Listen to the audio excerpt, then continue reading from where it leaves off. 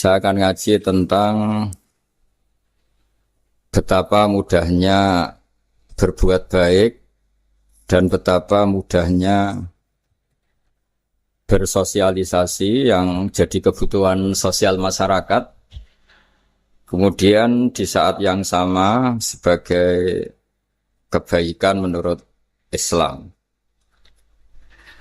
Ini saya baca kitab yang sangat otoritatif, yaitu kitab Sahih Muslim, di mana kita tahu dalam Islam pegangan ahli sunnah wal jamaah, juga pegangan ulama seluruh dunia adalah Al-Kutubus Sittah, kitab 6, diantaranya yang hadis Bukhari Muslim. Di sini ketika Nabi ditanya tentang beberapa kebaikan, yaitu dari pertanyaan ayul a'mali afdol, amal apa yang terbaik, diantaranya Nabi menyebut sekian: iman billah, iman kepada Allah Ta'ala. Kemudian ini yang penting dilakukan semua pemimpin, oleh bupati, oleh wakil bupati, oleh seluruh pemimpin, baik struktural maupun kultural, maupun pemimpin kecil, yaitu di keluarga. Yaitu Nabi ngendikan di antara misi Islam adalah memperdekakan budak. Kemudian ada yang lagi tanya lagi, fa'illam af'al. Lalu dari sekian kebaikan yang butuh biaya itu saya tidak mampu melakukan ya Rasulullah. Kalau nyumbang masjid saya tidak mampu. Kalau berbuat bikin fasilitas umum saya tidak mampu. Ada yang sekian pertanyaan dari sahabat, kalau misalnya kebaikan yang butuh biaya kami tidak mampu, termasuk di sini disebutkan kemampuan berhaji, kemampuan zakat, kemampuan sedekah. Kalau semua itu kami tidak mampu ya Rasulullah. Kata Nabi, tu'inu sani'an aw tasna'u li akhrat. Ini di Sahih Muslim di bab iman dengan judul Babu Bayani Kaunil Iman Billah Afdalal A'mal. Kalau saya tidak mampu semua melakukan itu ya Rasulullah, yaitu melakukan kebaikan yang butuh biaya. Kayak bangun masjid, bangun jalan, bangun fasilitas-fasilitas publik. Tu'inu sani'an aw tasna'u li akhrat. Tu'inu nulungi sira sani'an ing wong sing ahli sun'ah, ahli kreatif, atau ahli, kalau orang sekarang itu bilang dia pekerja. Dia pekerja rumahan atau production house atau apa saja. Aw tasna'u li akhrat. Atau kamu membantu orang yang tidak punya pekerjaan. Terus sahabat masih tanya, aro'aita indo'iftu an ba'dil amal. Kalau semua kebaikan aktif saya tidak mampu melakukan ya Rasulullah, kebaikan menolong orang lain, kebaikan yang bersifat aktif. Jawabnya Nabi, dan ini pegangan saya, pegangan kita semua, panduan dari Rasulullah SAW, Nabi ngendikan, takufu syarroka anin nas fa innaha shadaqatun minka ala nafsik. Kamu dalam berislam cukup menjaga supaya kejelekan kamu tidak punya imbas pada orang lain. Ya, ini penting dalam Islam. Jadi kalau tidak bisa berbuat baik, potensi keburukan kita jangan sampai menimpa orang lain. Keburukan itu bisa kejahatan kriminal, bisa kejahatan pidana atau merugikan orang lain, atau kejahatan yang tidak sampai kriminal tapi mengganggu orang lain. Misalnya contoh gampang ini, saya sumpek-sumpeknya sendiri ingin jalan-jalan, main di teman yang di jam kerja. Ini kan sumpek-sumpeknya saya sendiri ingin hiburan, terus wisata atau dolan ke teman yang sebetulnya saat itu dia mungkin ngaji atau kerja atau harus memenuhi kewajiban cari nafkah. Gara-gara nemuin saya, akhirnya dia dikomplain sama majikannya. Atau gara-gara nemuin saya, dia akhirnya tidak ngaji sama santrinya. Atau gara-gara nemuin saya, dia terganggu aktivitasnya. Itu juga tidak boleh. Karena berarti keburukan kita punya akibat pada orang lain. Jadi kaidah dalam Islam itu kalau tidak berbuat baik, potensi keburukan kita ini jangan sampai menimpa orang lain. Sehingga di sini Islam menyarankan uzlah. Uzlah itu nyepi. Jadi misalnya kita baru penat, baru bawaannya itu emosi, baru gak suka kumpul orang, itu ya sebaiknya jangan jalan-jalan. Karena di antara kebaikan Islam itu tabassum, senyum, atau talqatu wajhin, ceria. Tapi karena kita mungkin jatuh kredit, jatuh hutang atau punya masalah keluarga, sehingga bawaan kita itu emosi. Nah, dalam seperti ini sebaiknya uzlah, menutup diri. Sehingga kata Rasulullah SAW dalam zaman akhir di antara kebaikan itu kamu meninggalkan manusia aktivitasnya, kemudian watadaun nas min syarrik, kamu meninggalkan manusia supaya enggak kena keburukan kamu.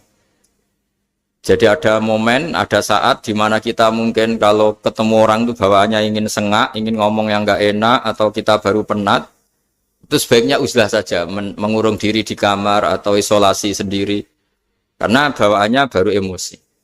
Nah, ini yang jarang dipraktekkan. Kalau sekarang malah banyak yang saat susah malah bawaannya ingin namam, ingin menvonis orang lain atau ngadili orang lain. Padahal pesannya Nabi, kalau semua kebaikan aktif tidak bisa kamu lakukan itu takuffu syarra ka'anin nas fa innaha shadaqatun minka ala nafsik.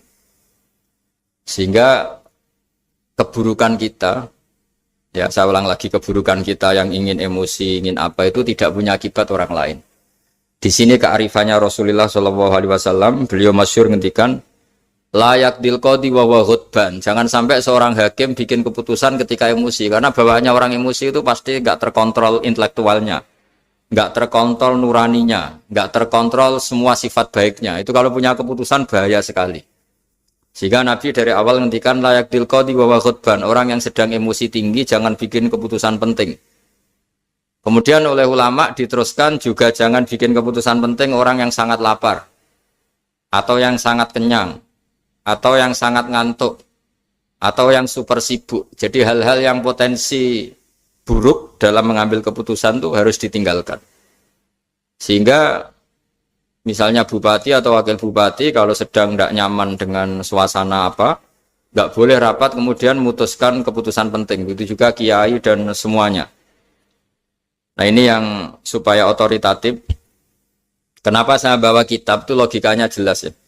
Kita sebagai dai, sebagai ustadz, atau sebagai mubalek, atau sebagai siapa saja, yang ingin kita wariskan ke umat Rasulullah adalah dawuh-dawuhnya Nabi. Dan kalau kita ngaji tidak pakai kitab, itu sebenarnya umat kita jejali dengan pikiran kita, dengan ide kita. Jangan-jangan ide kita, pikiran kita ini tidak mewarisi pikiran Islam, tapi pikiran kita atau emosi kita. Tapi kalau kita baca kitab, artinya umat ini berhak mendapat apa yang diteladankan dan disabdakan oleh Rasulullah SAW. Tapi kalau kita, itu pasti inginnya itu kita. Misalnya kita Bupati Banyuwangi, mungkin kita akan cerita Banyuwangi dengan asik. Tapi bagi daerah lain, apa urgensinya bagi saya? Begitu juga kalau kita kiai, mungkin kita akan cerita fadhilnya kiai. Tapi bagi orang lain yang keutamaannya jadi pekerja, jadi satpam, jadi guru, jadi pegawai negeri yang adil. Sehingga subjektivitas kita ini akan tinggi. Tapi kalau kita sebagai kiai baca hadis, maka umat ini mendapatkan panduan dari Rasulullah SAW. Nah, dari sekian panduan itu, kata Nabi, jika Anda tidak bisa berbuat kebaikan aktif, maka kebaikan yang harus Anda lakukan adalah potensi kejelekan kamu jangan menimpa orang lain. Makanya saya berkali-kali bilang, saya ini termasuk kiai yang jarang main ke alumni. Karena tadi, kadang-kadang alumni itu sudah mau kerja di tempat kerjanya atau mau janjian ngantar anaknya sekolah. Gara-gara ada saya, mungkin semua itu dibatalkan. Sehingga silaturahim itu juga harus dimanage supaya tidak mengganggu haknya orang yang kita silaturahimi. Jangan sampai silaturahim jam 9, saatnya orang kerja, kemudian dia dapat peringatan dari pabriknya gara-gara sering didolani kiainya. Itu kan jadi ribet. Atau kiai karena sering didolani terus tidak ngaji, metu tamu terus. Itu kan jadi ribet. Apapun itu, sehingga orang itu harus berpikir perilakunya itu tidak punya akibat la doror wa la diror. Jangan mengganggu dirinya, juga jangan mengganggu orang lain. Ini oleh Nabi disebut takuffu syarra ka'adin nas fa innaha shadaqatun minka ala nafsik. Sifat buruk kamu itu harus dijaga supaya tidak menimpa orang lain, dan itu berarti menjadi sedekah kamu atau amal kamu pada diri kamu sendiri. Jadi ini penting dimaklumatkan ke semua kita, bahwa saat kita tidak bisa berbuat baik aktif, misalnya nggak bisa sedekah, nggak bisa menolong orang, setidaknya keburukan kita tidak menimpa orang lain. Nah, termasuk keburukan yang terselubung adalah kita punya pikiran yang menurut kita ini hebat, tapi bagi orang lain mungkin bahaya. Misalnya kita punya pikiran ingin jadi orang kaya raya yang dermawan. Itu artinya kan pikiran baik karena ingin jadi dermawan. Tapi artinya bayangkan orang lain tuh miskin semua butuh derma kamu. Mana mau orang lain kamu bayangkan miskin butuh derma kamu. Orang lain juga bayangkan dirinya kaya gak butuh derma kamu. Itu namanya kebaikan yang subjektif. Kamu ingin jadi kiai yang ngajarin orang banyak. Oke, itu baik. Tapi kan berarti kamu bayangkan orang lain gak bisa ngaji, terus kamu saja yang bisa ngaji, sehingga kamu yang ngajarin. Ya sudahlah, kebaikan itu udah usah muluk-muluk seperti itu. Jadi apa yang ditakdirkan kita jadi bupati ya jadi yang baik, menolong pekerja-pekerja yang baik. Saya kemarin diceritain banyak oleh Mas Anas, aktivitas Pemda Banyuwangi yang menolong banyak orang, juga masyarakat juga saling menolong, dan seterusnya dan terusnya. Jadi ini jelas maksud saya supaya bupati dan semuanya pemimpin melakukan kebaikan itu berdasar panduan dari Rasulullah SAW, di mana di antara aturan yang dianjurkan beliau adalah aktivitas kita sebagai manusia adalah tu'inu soni'an au tasna'uli akhraq. Ya, saya ulang lagi. Saya ulang teks hadisnya secara lengkap supaya dapat berkahnya Rasulullah SAW. Ada beberapa pertanyaan dari sahabat, ya Rasulullah, jika saya tidak bisa berbuat baik yang berbiaya atau tidak bisa berbuat baik yang aktif, apa yang saya harus lakukan? Nabi ngendikan tu'inu soni'an au tasna'uli asra. Kamu membantu orang yang bekerja atau kreatif, orang-orang yang kreatif atau pekerja apa saja kamu bantu, dan bantu orang yang tidak punya pekerjaan. Terus ditanya lagi, qultu ya Rasulullah ara'aita in du'iftu an ba'dil amal. Bagaimana kalau itu pun saya tidak bisa ya Rasulullah? Terus Nabi ngendikan tafuqifu syarraka anin nas fa innaha shadaqatun minka ala nafsik. Yang penting keburukan kamu tidak menimpa ke orang lain, dan itu bagian dari sedekah kamu. Nah, perlu saya ingatkan ke semua kita lah. Makanya pentingnya membaca umat Islam dengan ilmu usul fikih. Saya berkali-kali bilang, jika ada seseorang tidur, itu jangan kamu baca sebagai tidur yang meninggalkan tahajud, meninggalkan sholat qiyamul lail, meninggalkan wiridan di malam hari. Tapi juga bacalah saat itu dia tidak dugem, tidak maksiat, tidak narkoba. Sehingga barokahnya ilmu itu ada respek pada umat Islam yang tidur. Karena tidur itu juga ada fungsi meninggalkan sekian maksiat, sekian kriminalitas. Tapi kalau kita kulino tidak baca dengan ilmu, maka melihat orang tidur itu ya kayak meninggalkan tahajud, meninggalkan wiridan, meninggalkan qiyamul lail. Sehingga bawaannya kita ini akan kurang respek. Tapi kalau kita membacanya dengan ilmu, orang yang tidur di malam hari, maksudnya ya sudah sholat isya, itu ada sekian potensi maksiat yang dia tinggalkan. Dia tidak ngerasani orang, tidak adu-adu orang di medsos, dia tidak dugem, tidak meninggalkan. Pokoknya ada sekian kebaikan dalam saat tidur itu. Ini barokahnya ilmu. Tanpa ilmu kita tidak bisa respek seperti ini. Karena bawaannya akan, oh ini malam-malam tidak tahajud, tidak wiridan, tidak apa. Tapi kalau kita dengan ilmu, itu akan membaca dengan tidur, artinya orang tidak maksiat, tidak dugem, tidak ngerasain orang, tidak ngata-ngatain orang. Nah di sini sadaqallahul azim ketika ngendikan wa min ayatihi manamukum billaili wan nahar. Termasuk ayat Allah itu orang tidur. Maksudnya tidur yang dengan dimaknai positif tadi, bisa istirahat, bisa meninggalkan maksiat, bisa apa-apa. Nah ini di sini hebatnya Rasulullah SAW ketika beliau memandu kebaikan.